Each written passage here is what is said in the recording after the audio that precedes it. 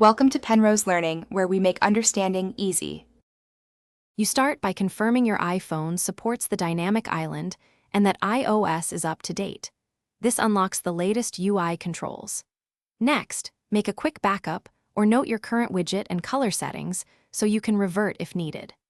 Once done, open Settings and navigate to either Control Center or Accessibility, depending on whether you'll use system color filters or a third-party app to change the dynamic island appearance.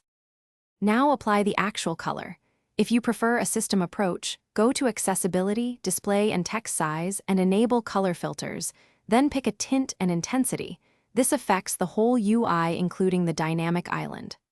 Alternatively, install a reputable customization app that targets the dynamic island, grant it the necessary permissions, and choose a precise color or gradient.